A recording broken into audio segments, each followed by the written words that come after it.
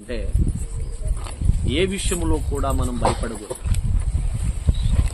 కలత చెందకూడదు, దిగులు పడకూడదు, గాబరపడకూడదు. కొన్నిసార్లు మనకి ఎన్నో శోధనలు, ఎన్నో ఇబ్బందులు ఎదురవుతూ ఉంటాయి. అవన్నీ ఎదురైనప్పుడు మనం ఎలా ఉండాలంటే ధైర్యంగా ఉండాలి, దేవుని వైపు చూడాలి, దేవుని దగ్గరే మనం విచారణ చేయాలి. ఎక్కడ చేయాలంటే విచారణ దేవుని దగ్గర విచారణ చేయాలి.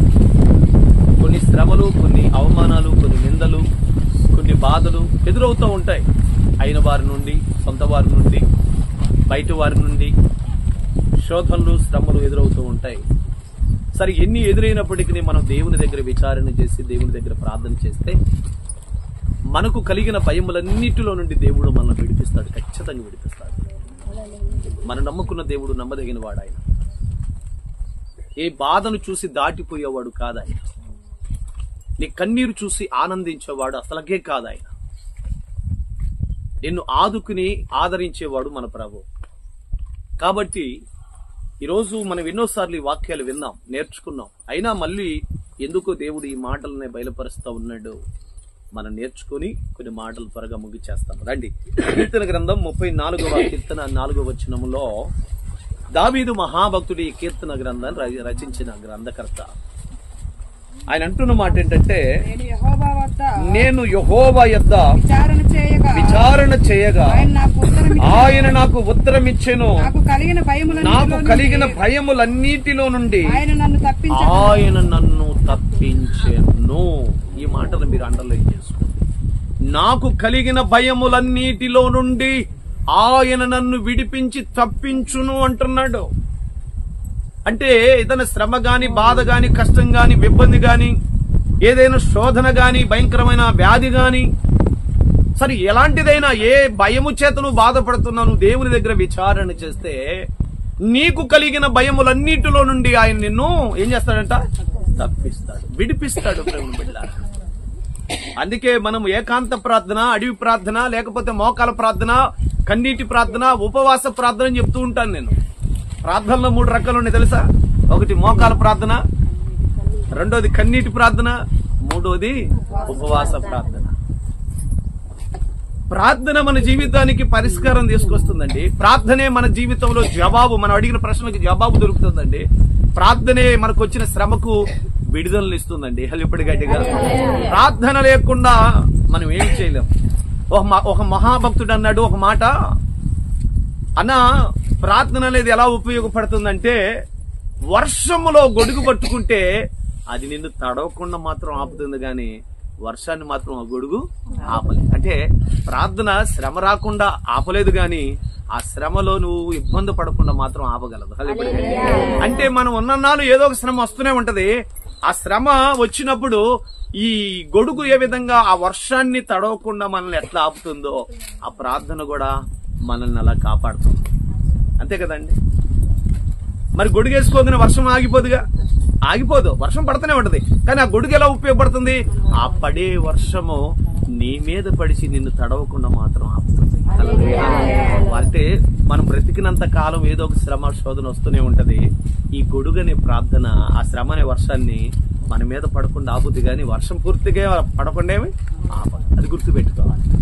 ప్రార్థన చాలా బలమైంది. అందుకే ఏకాంత ప్రార్థన, ఈ అడవి ప్రార్థనకు మనం వస్తూ ఉన్నాం. ప్రేమ బిడ్డలారా, దేవుని దగ్గర విచారణ చేయాలి. మనకి ఏదైనా శ్రమ వచ్చినప్పుడు, కష్టం వచ్చినప్పుడు, బాధ వచ్చినప్పుడు అందరి దగ్గరికి వెళ్లి విచారణ చేస్తాము, అందరి సహాయాన్ని కోరతాము, అందరిని వెళ్లి బతిమలాడుకుంటాము. ఎటు నుండి సహాయం రానప్పుడు ఇక దేవుని దగ్గరకు వచ్చి దేవుని పాదాలు పట్టుకుని, ప్రభా నువ్వు తప్ప నాకు ఇంకెవరు లేరయ్యా అంటాం. పొరపాటు. ముందుగానే మనం దేవుని పాదాల దగ్గర విచారణ చేయాలి. ఏం చేయాలంట?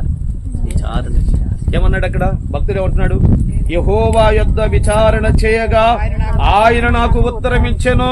ఉత్తరం ఇవ్వటం అంటే ఏంటి? నేను అడిగిన ప్రతి దానికి జవాబు, లేదా నేను అడిగిన ప్రతిదీ నాకు సహాయము చేశాడని అర్థం. దేవుని దగ్గర మనం విచారణ చేసినప్పుడు దేవుడు ఖచ్చితంగా సహాయం చేయకుండా మానతాడంట. చెప్పండి ప్రియమైన బిడ్డలారా, మనమన్నా మన పిల్లల తల్లిదండ్రులు ఇంకేళ్ళు కాదులేమ్మా, రేపిస్తానులే, తర్వాత ఇప్పుడు నా కాడ లేవులే అమ్మా, కాస్త మన అర్థం చేసుకుని నన్ను కొంచెం సర్దుకొని వెళ్ళండి అమ్మా, నిదానంగా మీకు సహాయం అందిస్తలే అంటారేమో గాని ప్రభు మాత్రం అలా అన్నాడు. హలో గట్టిగా. ఆయన మనకు ఖచ్చితంగా సహాయం చేయకుండా మానడు. కాబట్టి మనం భయము లేదా శ్రమ, ఏదైనా దుఃఖము, ఏదైనా కష్టము, ఏదైనా నష్టము వాటిల్లినప్పుడు దేవుని పాదాల దగ్గరికి వెళ్లి, దేవుని సన్నిధికి వెళ్లి మనము విచారణ చేయాలి. బైబిల్ గ్రంథంలో మనం చూస్తాము. చాలా సార్లు మీకు చెప్పాను, తన భర్త దగ్గరికి వెళ్లి విచారణ చేయలేదు. ఎవరు? అన్న. ఎక్కడికి వెళ్లి విచారణ చేసింది? దేవుని సన్నిధికి వెళ్లి విచారణ చేసింది. అయ్యా, నాకు కుమారుడు లేడు, నాకు కుమార్తె లేరు, నన్ను గొడ్రాలను నిందిస్తున్నారు, సూటిపోటి మాటలతో నన్ను గాయపరుస్తున్నారు అని ఎన్నోసార్లు తన భర్తకు చెప్పుకుంటే ఆయన అన్నాడు, ఇచ్చామా, నువ్వు ఎందుకు ఏడుస్తున్నావు, దిగులు పడుతున్నావు, నేను 10 మంది కుమారులతో నీకు సమానం కాదా అన్నాడు భర్త. మంచి మాటే, వాస్తవే, మంచి మాటే. కానీ ఎంత అనుకున్నా భర్తే గాని, భార్య గాని పిల్లలు కాలేరు కదండి. ఆలోచించండి. అప్పుడు నా యొక్క విచారణ ఇక్కడ కాదు, అక్కడ కాదని చెప్పి ఎక్కడికి వెళ్ళింది? దేవుని మందిరంలోకి వెళ్ళి దేవుని సన్నిధిలో మోకరించి హృదయమును కొండవాలి కొమ్మరించి ఏడిచి ప్రార్థన చేసినప్పుడు దేవుడు ఆమె అడిగిన ప్రతి దానికి ఏమించాడంట? జవాబు. అప్పుడు ఆమెకున్న భయం ఏంటో చెప్పనా? బయటికి వెళదామంటే భయము, బజారులో నిలబడి నలుగురితో మాట్లాడదామంటే భయము, నలుగురి దగ్గరికి వెళ్ళేదన్నా మాట్లాడదామంటే భయం. ఎందుకనంటే ఏమి లేదంటారు ఆమెకి. మన సహోదరి కూడా అలా అంటుంది, అన్నా నేను ఎక్కడికి వెళ్ళలేనన్నా, ఎక్కడికన్నా వెళ్తే గొడ్రాలు అంటారని నేను బాధన్నా, ఏ శుభకార్యానికి వెళ్ళలేనన్నా, ఎందుకంటే నన్ను అలా ఇలా అంటారేమని బాధన్నా, నేను ఎక్కడికి వెళ్ళలేకపోతున్నానన్నా అని బాధపడుతున్నా తల్లి. అందుకని నాకు కలిగిన భయములన్నిటిలో నుండి చెప్పరావండి, ఆయనే విడిపిస్తాడు, మనకి నెమ్మదినిస్తాడు దేవుడు, సమాధానాన్ని ఇస్తాడు దేవుడు, కార్యము జరిగిస్తాడు మన జీవితంలో. ఆమెకున్న భయాన్ని తొలగించాడు, అవమానాన్ని తొలగించాడు, నిందను తొలగించాడు, ధైర్యముగా తల ఎత్తుకునేటట్టు చేశాడు. ఆ ప్రార్థన, ఆ విచారణ, దేవుని సహాయం వచ్చింది. కొట్టుగడిగా చెప్పండి. నా జీవితంలో మీరు జ్ఞాపకం చేసుకోండి, దేని గురించి నువ్వు భయపడుతున్నావు నాకు తెలియదు, దేని గురించి చింతిస్తున్నావు నాకు తెలియదు, దేని గురించి బజారులో తల ఎత్తుకోలేకపోతున్నావు నాకు తెలియదు. ఈ రోజు నీవు కన్నీటి ప్రార్థన ద్వారా, మోకాళ్ల ప్రార్థన ద్వారా, ఉపవాస ప్రార్థన ద్వారా, ఈ అయకాంత ప్రార్థన ద్వారా, ఈ అడవి ప్రార్థన ద్వారా నీ జీవితంలో నీవు దేని గురించి భయపడుతున్నావో ఆ భయములన్నిటి యేసు నామములో కొట్టివేయబడుతున్నాయి. హల్లెలూయా, ఆమేన్. కొట్టివేయబడుతున్నాయి మీ జీవితాలలో. మీరు తల ఎత్తుకునేటట్లుగా నా దేవుడు చేయబోతా ఉన్నాడు. సిగ్గుపడనివ్వడు ఆయన నమ్ముకున్న బిడ్డలను, ప్రేమ బిడ్డ బలపరిచే దేవుడు ఆయన. అందుకని ఇంకొక మాటను చూద్దాం. కీర్తన గ్రంథం 56వ అధ్యాయము 3వ వచనములో కూడా ఒక మాట చెప్తా ఉన్నాడు, నాకు భయము సంభవించిన దినమున నిన్ను ఆశ్రయించాను, దేవుని బట్టి నేను ఆయన వాక్యమును కీర్తించెదను, దేవుని యందు నమ్మిక ఉంచి ఉన్నాను, నేను భయపడను, శరీరదారులు నన్నేమి చేయగలరు. హరిబడి గట్టిగా, దేవుని వాక్యమును బట్టి నేను, చెప్పండి ప్రేమ బిడ్డలారా, ఏమంటున్నాడు? భయపడను. నేను ఎందుకు భయపడాలి? నాకు భయము సంభవించినప్పుడు నా దేవుని నేను ఆశ్రయిస్తా ఉన్నాను కాబట్టి ఆయన నాకు సహాయం చేస్తున్నాడు. నా భయములన్నిటిలో నుండి దేవుడు నాకు విడుదలనిస్తున్నాడు, నెమ్మదినిస్తున్నాడు, సమాధానాన్ని ఇస్తున్నాడు, సంపూర్ణమైన ఆరోగ్యాన్ని దేవుడు కలుగు చేస్తా ఉన్నాడు, నెమ్మదిని కలుగు చేస్తా ఉండగా నేనెందుకు భయపడతాను? మనుషులకు నేను భయపడను అన్నాడు. హల్లెలూయా. మనం భయపడాల్సింది దేవునికి మాత్రమే, ఇంకా దేనికి మనం భయపడాల్సిన అవసరత? హల్లెలూయా గట్టిగా, దేవునికి మాత్రమే భయపడాలి. కొంతమంది మనుషులకు భయపడతారు. అమ్మో నేను ప్రార్థన పోతున్నామంటే మా కులం వారు ఏమంటారో, నా వర్గం వారు ఏమంటారో, బైబుల్ పట్టుకొని పోతే ఏం కూడా చర్చికి వెళ్తుందా అని అంటారేమో అని కొంతమంది పిరికి బందలున్నారు, పిరికి వారు ఉన్నారు కొంతమంది. దేవుడు చెప్తా ఉన్నాడు, ఆ పిరికి వారి గురించి ఒక మాట చెప్తా ఉన్నాడు. ఏంటో తెలుసా? నన్ను మనుషుల ముందు నువ్వు ఒప్పుకోలేకపోతే రేపు నేను దేవుని ముందు, దేవదూతల ముందు నేను ఒప్పుకోలేనన్నాడు. భయపడేది ఎందుకండి? ఎవడు చంపుతాడు మనని? ఎవరికి భయపడాలంట? శరీరాన్ని చంపువాడికి కాదురా నువ్వు భయపడాల్సింది. ఎవరికి భయపడాలి మరి? ఆత్మను, శరీరాన్ని చంపువాడికి భయపడాలి. గొడ్డుగడిగా చోపట్లో భయపడాల్సిన అవసరమే లేదు. ఏ మనుషుడికి మనం భయపడాల్సిన అవసరం, దేవునికి భయపడువాడు. అబ్రహాము గురించి ఒక మాట అంటాడు తెలుసా? నీ ఒక్కగాని ఒక కుమారుణ్ణి ఆ పర్వతం మీద తీసుకెళ్లిన బలీమని అడిగితే ఆయన అన్నాడు తెలుసా?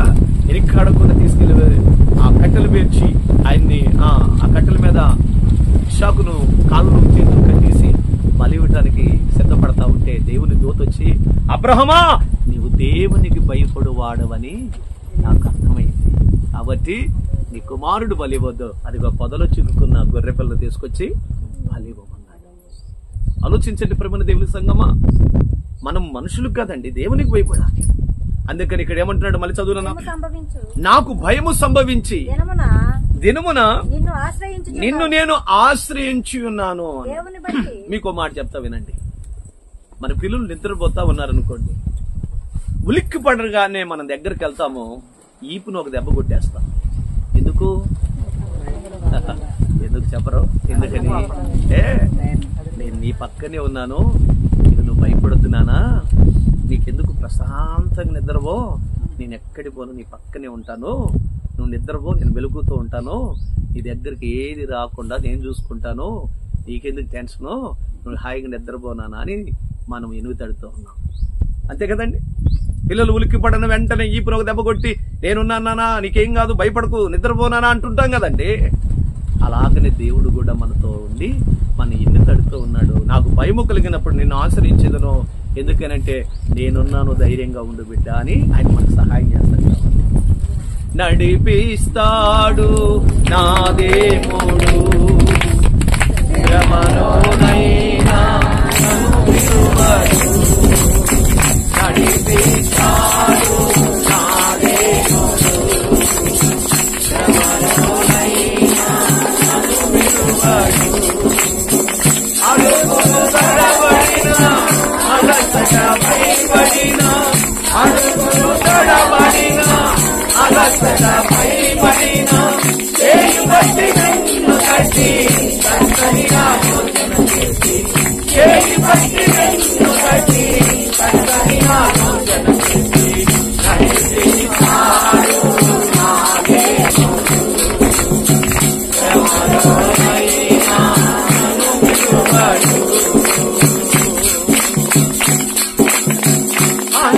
అంధకారమే దారి మోగిన నిందలే నన్ను కృంగదీసిన, అంధకారమే దారి మోగిన నిందలే నన్ను కృంగదీసిన, తన చిత్తం నెరవేర్చుతాడు, గమ్యము వరకు నన్ను చేర్చుతాడు, తన చిత్తం నెరవేర్చుతాడు,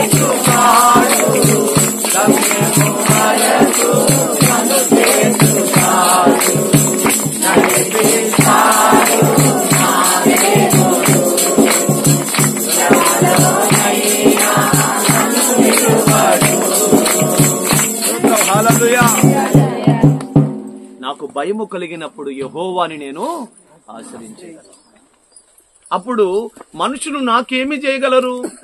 ఏమి చేయలేదు. నా దేవుడు నా పక్షమునుండగా వాళ్ళు నన్ను ఏం చేస్తారు అని అంటున్నాడు. కాబట్టి మనకు శ్రమో, కష్టమో, బాధో, వేదనో, అవమానమో కలిగినప్పుడు మనుషులందరి దగ్గరికి వెళ్ళి చెప్పుకుంటాం కదా, ప్రేమ బిడ్డారా, ఆదరిస్తారేమోను, ఆదుకుంటారేమోనని, సహాయం చేస్తారేమో అని మనం అనుకుంటాం. కానీ మనల్ని ఆదరించటం కాదు, హేళనగా, అవహేళనగా, తక్కువ చేసి అందరి ముందు తీసేసి మాట్లాడతారు. ఇంకా మన ముందు ఏమంటారు, పాపం అంత కష్టం వచ్చిందా అక్క నీకు, అయ్యో పాపం అంత బాధ వచ్చిందా వదినా నీకు అంటారు.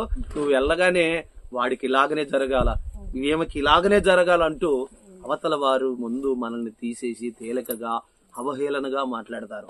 కాబట్టి మనకు భయము, శ్రమ కలిగినప్పుడు ఎవరిని ఆశ్రయించాలట? మనుషులను కాదు.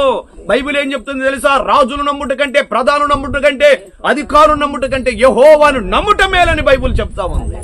మనుషులను కాదండి. మనుషుల వలన మనకేం మేలు జరగదండి.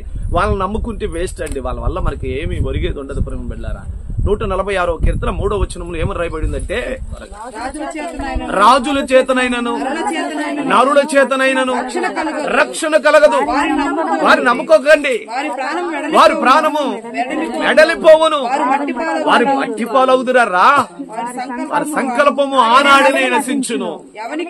ఎవనికి యాకోబు దేవుడు సహాయకుడై ఉన్నాడో వాని మీద ఆశ పెట్టుకుంటే వాడు ధన్యుడు. అది ఎప్పటి గట్టిగా, ఎవనికి యాకోబు దేవుడు, యాకోబుకి దేవుడు ఎవరంట చెప్పరేమండి? ఇస్సాకు దేవుడు అని అన్నాడా? అబ్రహాము దేవుడను, ఇస్సాకు దేవుడను, యాకోబు దేవుడని చెప్పుకున్న తండ్రికి మీద ఆశ పెట్టుకోవాలంట. ఎవరి మీద ఆశ పెట్టుకున్న ఏం చేస్తారంట? ఆశ నిరాశ చేస్తారు. బిళ్ళారా చెప్పండి. అయ్యా నా పిల్లల మీద చాలా ఆశ పెట్టుకున్నానయ్యా, నా కొడుకు మీద చాలా ఆశ పెట్టుకున్నానయ్యా, నా కోడల మీద ఆశ పెట్టుకున్నానయ్యా, నా మనవల మీద ఆశ పెట్టుకున్నానయ్యా, చివరికి నా ఆశని రాశి చేశారయ్యా, నన్ను నట్టేట్లో వదిలిపెట్టారయ్యా, ఒంటరిదాన్ని చేశారయ్యా, ఒంటరి వాడిగా విడిచిపెట్టారయ్యా అని చెప్పుకుంటున్న వారు చాలా మంది లేరా అండి? అందుకని నీవు వారి మీద ఆశ పెట్టుకోవద్దు. నువ్వెవరి మీద ఆశ పెట్టుకోమన్నాడో చెప్పండి. ప్రభువున యాకోబు దేవుని మీద ఆశ పెట్టుకున్నవాడు ధన్యుడు. ఎందుకని? వాడు మోసపోడు గనుక. చెప్పండి. నేను నా భర్తను నమ్ముకున్నానయ్యా, నన్ను మోసం చేశాడు అన్నవారు లేరా? నా భార్యని నమ్ముకున్నానండి, నా భార్య నన్ను మోసం చేసిందన్న వారు లేరా? నా పిల్లలనే నమ్ముకున్నానండి, నా పిల్లలు మోసం చేసిన ఆయన తల్లిదండ్రులు లేరా? నా తల్లిదండ్రులే నమ్ముకున్నానండి, నా తల్లిదండ్రులు నన్ను మోసం చేసిన అన్నవారు లేరా? నా స్నేహితులు నమ్ముకున్నానండి, వారు మోసం చేసిన వారు అన్నారు లేరా? కానీ నేను యేసయ్యని నమ్ముకున్నానండి, నన్ను మోసం చేసిన వారు ఉన్నారా? ఎవరైనా అన్నారా? ఎవరు లేరు. అంటే మనుషులు నమ్ముకొని మేము మోసపోయినాం అన్నవారు ఉన్నారేమో, కానీ నేను ప్రభుని నమ్ముకొని మోసపోయానన్నవారు ఎవరు కూడా లేరు. ప్రేమికులారా, ఎందుకంటే ఆయన మోసం చేసేవాడు కాదు. నిజమైన స్నేహితుడు విడవక ప్రేమిస్తాడు. తెలుసా అమ్మా? నిజమైన స్నేహితుడు విడవక ప్రేమిస్తాడు. నిజమైన స్నేహితుడు గనక మన బదులు ప్రాణం ఇచ్చాడు ఆయన. హల్లిపడి గట్టిగా. కాబట్టి ఆయన ఎప్పుడూ మోసం చేయడండి. మనమే చాలా సార్లు మోసం చేసాం ఆయన్ని. అవునా కదా? మనమే మోసం చేసాం ఆయన్ని. మనమే ఆయన చాలా సార్లు బాధ పెట్టాం. ఆయన మనల్ని బాధ పెట్టడండి. మీరు గుర్తుపెట్టుకోవాలి ప్రేమ బిళ్ళారా. అందుకని దేవుడు తెలియజేస్తా ఉన్నాడు, ఎవరి మీద మనం ఆశ పెట్టుకోవాలంట. అందుకే దుప్పి నీటి వాగుల కొరకు ఆశపడినట్లుగా నా ప్రాణము నీ కొరకు ఆశపడుతున్నది అన్నాడు. అయితే ఇంకొక మాటను చూద్దాం. 22వ కీర్తన అధ్యాయము 24వ వచనం చదువుకుందాం. ఆయన బాధపడు వారి బాధ తునికరింపలేదు, దానిని చూసి ఆయన అసహ్యపడలేదు, అతనికి ముఖము దాచలేదు. వాడాయనకు మొర్ర పెట్టగా ఆయన ఆలకించెను. మహాసమాజంలో నిన్ను గుర్చి నేను కీర్తన పాడేదను. చాలండి చాలండి. ఇక్కడ వండర్ఫుల్ మాట నేర్చుకుందాం. ఒక మాట ఉంది, బాధపడు వాని బాధను తునీకరించలేదంట. మనసు తునీకరిస్తారు. కొన్నిసార్లు మన బాధలో ఉండి మన బాధ ఎవరికైనా చెప్పుకుందామంటే ఏమంటారు తెలుసా? ఎప్పుడు చూసినా అదే మాటలేమ్మా, చాలేమ్మా, చాలు ఆపు ఆపు ఎన్నోలే అంటూ తునీకరిస్తారు. మన గోడు మన బాధ ఎవరికైనా చెప్పుకుందామంటే అట్టన్న కొంచెం భారం తగ్గుద్దేమో, వాళ్ళ నోటి నుండి ఏదన్నా ఆదరణ కలిగిన మాటలు వస్తాయేమని మనం ఆశించి వెళ్తామా? కానీ మనల్ని తునీకరిస్తారు. కానీ బైబుల్ ఏమని చెప్తుందంటే, ప్రభు ఏం చెప్తున్నాడు తెలుసా? బాధపడు వారి బాధను ఆయన తునీకరించలేదు. గొడ్డగడిగా చోపట్లో ప్రేమిలారా, బైబిల్ గ్రంథంలో పుట్టి గుడ్డివాడు ఒక ఆయన ఉన్నాడు, బర్తలోమియా అని ఒక వ్యక్తి ఉంటాడు. దావీదు కుమారుడా, అయ్యా నన్ను దాటిపోవద్దయ్యా అని కేకలు వేస్తుంటాడు. ఈ పక్కనున్నారే, రే గుడ్డుడా నోరు మూసుకో, ఇది తిండి బాగా ఎక్కువైనట్టుందే, కేకలు పెడుతున్నాడని చెప్పేసి అతను తునీకరిస్తున్నారే తప్ప, అయ్యో ఇతను ఎలాగైనా యేసయ్య దగ్గరకు తీసుకెళ్తే బాగుపడతాడని అతని మీద కనికరపడ్డ జాలిపడ్డవాడు ఎవరు లేరండి. అతనికి ఎవరో చెప్పారు, కుంటివాడు నడుస్తున్నారు, గుడ్డివాడు చూస్తున్నారు, మోగవారు మాట్లాడుతున్నారు, చచ్చిపోయిన వారు బ్రతుకుతున్నారు, నజరేయుడైన యేసు బాగు చేస్తున్నాడు తెలిసింది. గోలగోలగా గుంపులు గుంపులుగా పోతుంది, కనపడదుగా, వినపడటం మాత్రమే. అమ్మా వీడియో లేదు, ఆడియో మాత్రమే ఉంది ఆయనకి. వీడియో అంటే కళ్ళతో చూడటం, ఆడియో అంటే వింటాం అనమాట. వీడియో లేదు, ఆ ఆడియో మాత్రమే ఉంది. చెవులకు వినిపడే ఎవరికి అడుగుతున్నాడు, ఏంటయ్యా ఏంటయ్యా ఏంటయ్యా అంటే ఎవరు చెప్పట్లా. ఎవరో ఒకడు పాప దయదలిసి చెప్పాడు, నజరేయుడు యేసుపోతున్నాడు అయ్యా. అట్టనా, వామ్మో ఈయన వెళ్ళిపోతున్నాడు, నా కళ్ళు బాగుపడతాయి, ఆయన ద్వారా నేను చూపు పొందుకుంటాను, నా జీవితం బాగుపడుతుంది, నాలో అంధత్వం తొలగిపోద్ది, చీకటి తొలగిపోద్ది, వెలుగు కలుగుద్ది అని చెప్పి వెంటనే ఈయన కేకలు వేయటం ప్రారంభించాడండి. కేకలు వేయటం ప్రారంభించాడు. దావీదు కుమారుడా, అయ్యా నన్ను దాటిపోవద్దయ్యా అని కేకలు పెడతా ఉంటే అక్కడున్న వారు పక్కన ఉన్నాడు, మరి గుడ్డోడికి తిండి ఎక్కువైంటుందిరా, కేకలు ఎక్కువైనారని ఆయన తునికరించారు. ఆయన బాధను చూసి ఎగతాళిగా హేళనగా మాట్లాడిన వారు చాలా మంది ఉన్నారు. కానీ నా యేసయ్య మాత్రం ఆ బాధను తునికరించలేదండి. అక్కడికి వెళ్ళిన ఆయన కూడా వినిపడగానే ఈయనకి తిరిగి వచ్చాడు. ఏం కావాలి నా కుమారుడు అంటే, అయ్యా నేను చూడాలని ఆశ ఉందనగానే ఆ 2 కళ్ళు దేవుడు బాగు చేసి ఇచ్చేశాడు. గట్టిగా చెప్పండి. ఇంకా మీకు ఒకరిని పరిచయం చేస్తాను. కానాను స్త్రీ ఒక ఆమె అంటబడతా ఉంది, దావీదు కుమారుడా, అయ్యా నా బిడ్డ దయ్యం బట్టి చావు సిద్ధంగా ఉన్నది, ఆయన నీవు బాగు చేస్తావని నీ గురించి నేను విన్నానయ్యా, నా మాట ఆలకించి ఒక్కసారి నా బిడ్డను బాగు చేయడానికి రాయి అని కేకలు వేస్తా ఉంటే యేసు ప్రభువారు తురికరించలా, ఆమె విశ్వాసాన్ని పరీక్షించడానికి వినినట్లుగా ముందుకు వెళతా ఉన్నాడు. ఈమె ఎంతైనా కేకలు పెడతానే ఉంది. పక్కనున్న వారి శిష్యులు అంటున్నారు, బోధకుడా ఏమిటండి ఆమె కేకలు, మేము ఇలా కల్లాడిపోతున్నామో, ఆమెకి ఏదైనా ఒక మాట చెప్పి పంపిరాదు అంటున్నారు. యేసు ప్రభువారు మాట్లాడలేదండి. ఎందుకలా మాట్లాడలేదంటే అసలు ఆమె విశ్వాసం చివరిదాకా ఉంటుందా లేదా, నా వైపు చూస్తుందా లేదా, మనుషుల వైపు చూస్తుందా, ఇంకేం దేవుళ్ళే అని వెళ్ళిపోద్దా అని ఆయన పరీక్షిస్తే ఆ పరీక్షలో ఆమె గెలిచింది. దేవునికి మహిమ కలుగును. విశ్వాసములో ఏమన్నారు తెలుసు, ఎవరికి ఏమన్నారు తెలుసా, కానాను స్త్రీలలో నీలాంటి విశ్వాసము నేను చూడలేదు తల్లి అన్నాడు. అమ్మా నేను నశించిపోతున్న గొర్రెలు ఎందుకు పంపబడ్డాను, నీ దగ్గరకు రాలేదమ్మా నేనంటే ఆయన అప్పటికే అంటాడు, అలా అన్నా కానీ వదిలిపెట్టద్దా, అమ్మా నా పిల్లలకేసి రొట్టె ముక్కలు కుక్క పిల్లలకైతే చెప్తామా అమ్మా అన్నాడు. అంటే అయ్యా నీ పిల్లలేమో మంచోలో మేమే కుక్క పిల్లలం అయ్యా, ఓ పోవయ్యా అని ఆయన వెళ్ళలేదండి. కుక్క పిల్లలు అయ్యా యజమానుడు బల్లా కింద పడుతున్న రొట్టె ముక్కలు కుక్క పిల్లలు కూడా తింటాయి కదా ప్రభా. ఎంత తగ్గించుకుందండి, ఎంత విశ్వాసం అండి. మీరు గుర్తు పెట్టుకోండి, మన గర్వత్వం అహంకారం మనల్ని ఏం చేసిందంటే అన్ని విషయాలలో మనల్ని తగ్గిస్తుంది. ఏం చెప్పనా, మనలో ఉన్న గర్వము అవతల వారి మన మీద ఉన్న ప్రేమను కూడా తగ్గిస్తుంది తెలుసా. మనలో ఉన్న గర్వము అవతల వారికి ఉన్న మన మీద విలువను తగ్గిస్తుంది. మనలో ఉన్న గర్వము మనకున్న ఆశీర్వాదాలను తగ్గిస్తుంది. మనలో ఉన్న గర్వము మనకున్న మంచి పేరును తగ్గిస్తుంది. అందుకని గర్వం మంచిది కాదండి. ఏదైనా అమ్మా దేని మనసు కలిగి ఎంత చక్కగా అంటుందో, కుక్క పిల్లలు కూడా రొట్టె ముక్కలు తింటాయి కదా ప్రవ్వా, యజమానుడు బల్లా మీద పిల్లలు తింటుంటే ఆ కుక్క పిల్లలు రొట్టె ముక్కలు కింద పడితే ఆ కుక్క పిల్లలు ఏరుకొని తింటాయి కదా ప్రభా అన్నప్పుడు, అమ్మా నీ విశ్వాసం చాలా గొప్పదని చెప్పి ఆ తర్వాత నీ బిడ్డ బాగుపడుతుంది. నువ్వు వెళ్లే వరకే బాగుపడుతూ అనే వరకు ఏం పోయే వరకు ఆ కుమార్తె లేచి కూర్చొని పని చేస్తున్నాడు. అల్లుపడి గట్టిగా ఎంత గొప్ప మాటలు ప్రేమ వెళ్ళారు. అందుకంటున్నాడు, బాధపడే వారి బాధను తొనికరించలేదు. తర్వాత ఏమంటున్నాడు నాన్న, చదువునా, ఆయన అసహ్యపడలేదు, అతనికి తన ముఖమును దాచలేదు. ఎవరన్నా బాధలో ఉంటే, ఎవరన్నా కష్టాల్లో ఉంటే, ఎదురవుతుంటే, వామ్మ వీడు ఎదురవుతున్నాడో 10,000 అడుగుతాడో 5,000 అడుగుతాడో లేకపోతే ఏదైనా సాయం చేయమంటాడో మనకెందుకని వాళ్ళకి ఎదురవుతుంటే మనం వీడు దాటుకుని వెళ్ళిపోతా ఉంటారు. కానీ బాధలో ఉన్న వారిని ఆయన బాధను తొనికరించలేదు, వారిని చూసి అసహించుకోడు. అలాగని వారు వస్తా ఉంటే ముఖము చాటేసుకోడు. నా దేవుడు ముఖమును మరుగు చేసుకోడు. అల్లెప్పుడు గట్టిగా ఏ బాధతో, ఏ కష్టముతో, ఏ వేదనతో, ఏ దుఃఖముతో దేవుని దగ్గరకు వచ్చినా నీ బాధను చూసి నా దేవుడు తొనికరించడు, నీ బాధను తొలగించి నిన్ను గొప్పవారిగా నిలబెడతాడు. అల్లెప్పుడు గట్టిగా నీ కష్టాన్ని తొలగిస్తాడు, నీ కష్టాన్ని తొలగిస్తాడు. కానీ నిన్ను అసహించుకోడు. ప్రేమ బిళ్ళారా, ఆయన ఎంత మాత్రం ఎవరిని కూడా త్రోసివేసేవాడు కాదు. కాదనలేడు నిన్ను, నెట్టివేయడు నిన్ను, కాదనలేడు నిన్ను, నెట్టివేయడు నిన్ను. ఎంత ఘోర పాపినైనా ప్రేమిస్తాడు నా యేసు దేవుడు, నమ్మదగిన వాడు. కాదనలేడు నిన్ను, నెట్టివేయడు నిన్ను, కాదనలేడు నిన్ను, నెట్టివేయడు నిన్ను. ఎంత ఘోర పాపినైనా ప్రేమిస్తాడు నా యేసు దేవుడు, నమ్మదగిన వాడు.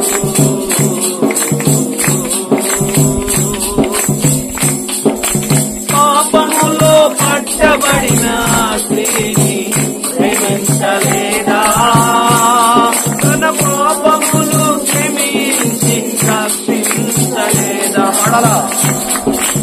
పాపములో పట్టబడిన స్త్రీని ప్రేమించలేదా, తన పాపములు క్షమించి రక్షించలేదా. దినమెల్లా చేతులు తాకి నిన్ను పిలుస్తున్నాడు, ఇప్పుడైనా యేసు వైపు చూసి రక్షణ పొందుము.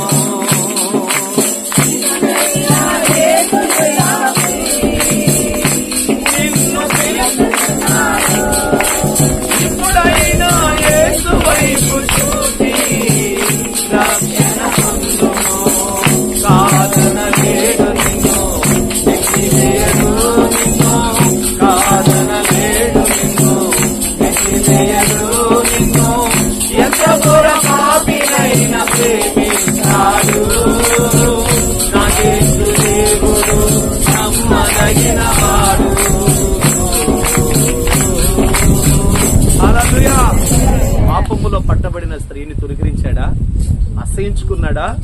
లేదా ముఖం తిప్పుకున్నాడా?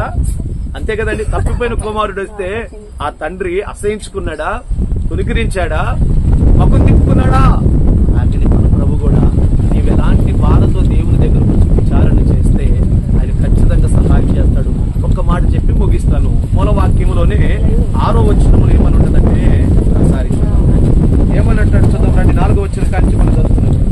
యెహోవా యొద్ద విచారణ చేయగా ఆయన నాకు ఉత్తరం ఇచ్చెను. నాకు కలిగిన భయములన్నిటిలో నుండి ఆయన నన్ను తప్పించెను. వారు ఆయన తట్టు చూడగా వారికి వెలుగు కలిగెను. వారు ఆయన తట్టు చూడగా, చెప్పండి, ఎవరి తట్టు చూస్తే వెలుగు కలుగుద్ది? బంధువులు తట్ట, స్నేహితులు తట్ట, లేకపోతే ఎవరి తట్టు చూస్తే మనకు వెలుగు కలుగుద్దంట? అంటే చీకటి అనే శ్రమ తొలగిపోయి సంతోషం అనే వెలుగు కలుగుద్దట. మరణం అనే చీకటి తొలగిపోయి జీవం అనే వెలుగు కలుగుద్దట. ఎవరి తట్టు చూడాలి? ఎవరి తట్టు చూడాలి ప్రేమ బిడ్డలారా? యెహోవా తట్టు చూడాలి ప్రేమ బిడ్డలారా. ఆగరు తన కుమారుడు చావ సిద్ధంగా ఉన్నప్పుడు యెహోవా వైపు చూసింది.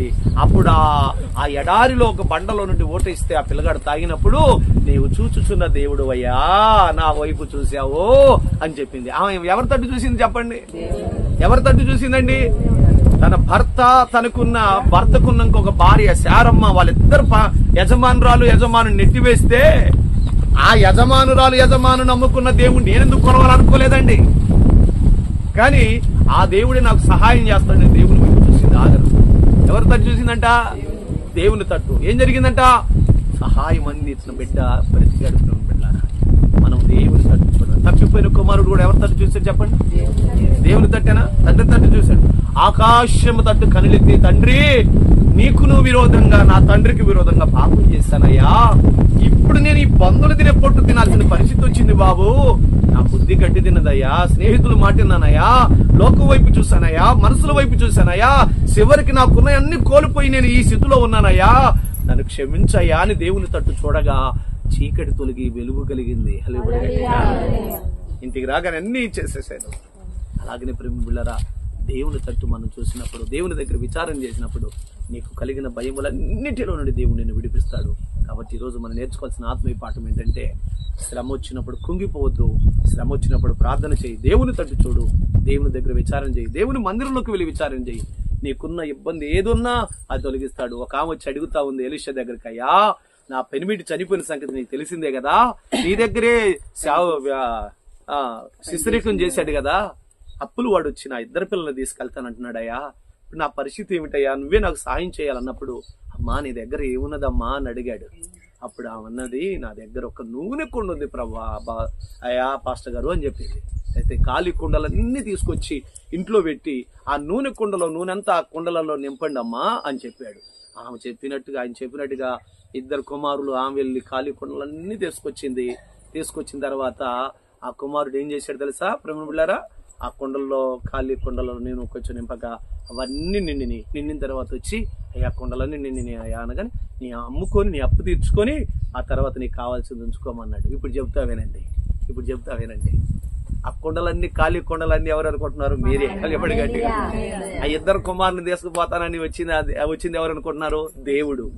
ఇప్పుడు ఆ తల్లికాడికి వచ్చి, అమ్మా నీ కుమారుడు నాకు సేవకి ఇవ్వమని అంటున్నాడు. ఎప్పటి గట్టిగా ఇప్పుడు ఆమె పోయి సేవకుని దగ్గర పోయి ఏం అడుగుతా ఉంది, మరి ఏం చేయమంటావు అయ్యా అంటే, ఖాళీ కుండలన్నీ తీసుకొచ్చి నీ దగ్గర నూనె కుండుందిగా అమ్మా రాజకుమార్, అమ్మా అవునుందయ్యా పరిశుద్ధాత్మ నూనె కుండు ఉంది, నీవు నీ పిల్లలందరూ ఖాళీ కుండలన్నీ తీసుకొచ్చి నింపమన్నాడు. ఇప్పుడు మిమ్మల్ని నింపుతున్నాం. ఎప్పుడు గట్టిగా అదనమాట. హల్లెలూయా. ఆయన వైపు చూస్తే ఎలాంటిదైనా కలిగిపోతుంది. మాటలు దేవుడు మనందరి వినికిల్లో దీవించునుగాక.